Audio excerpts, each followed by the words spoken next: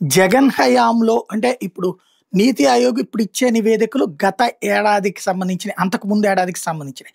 అందులో 2023, 24లో వ్యవసాయ రంగం తర్వాత సేవా రంగంలో అత్యధిక ఉపాధి అవకాశాలు ఆంధ్రప్రదేశ్‌లో వచ్చినాయి. జగన్ పాలనలో అద్భుతమైనటువంటి అభివృద్ధి సాధ్యమైందన్నటువంటిది ఇచ్చినటువంటి నివేదిక. 23, 24లో జాతీయ సగటు 29.7% అయితే సేవా రంగంలో ఆంధ్రప్రదేశ్‌లో 31.8% మంది సేవా రంగంలో ఉపాధి పొందారు. ఎస్పెషల్లీ 78 లక్షల మంది సేవా రంగంలో ఉపాధి పొందారు. హోల్సేల్, రిటైల్ వ్యాపారంలోనే 31.4% మంది ఉపాధి పొందారు. ఆ తర్వాత రవాణా, నిల్వ రంగాల్లో 15.7% మంది ఉపాధి పొందారు అన్నటువంటిది నివేదిక చెప్తున్నటువంటి లెక్క.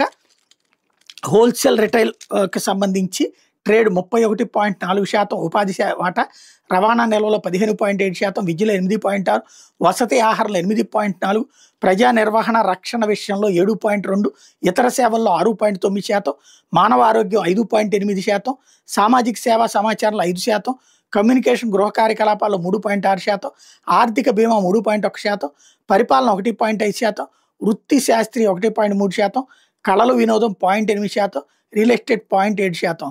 వ్యవసాయ రంగంలో 46.3% గ్రోత్ వచ్చింది. అలాగే సేవల్లో 31.8%, నిర్మాణంలో 11.4%, మ్యానుఫ్యాక్చరింగ్లో 9.8%, యుటిలిటీస్లో 0.4%, మైనింగ్ క్వారీయింగ్లో 0.5%.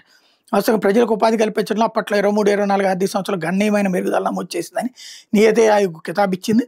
వివిధ రాష్ట్రాల్లో సేవల రంగంలో ఉపాధి ధోరణులను విశ్లేషిస్తూ నీతి ఆయోగ్ నివేదిక విడుదల చేసింది. ఏపీలో వ్యవసాయ రంగం తర్వాత 23, 24 సేవల రంగంలో అత్యధిక మందికి ఉపాధి కల్పించినట్టు నివేదిక చెప్పింది. ఆ ఏడాది సేవల రంగంలో జాతీయ సగటు మించి ఏపీలో ఉపాధి కల్పన ఉందని నివేదిక చెబుతోంది.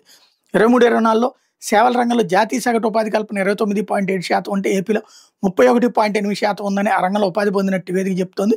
11, 12లో సేవల రంగంలో 27.7% ఉపాధి కల్పిస్తే 23, 24లో ఏపీలోని సేవల రంగంలో 78 లక్షల మందికి ఉపాధి పొందడంతో ఆ వాటా 31.8% పెరిగినట్టు నివేదిక చెప్తోంది.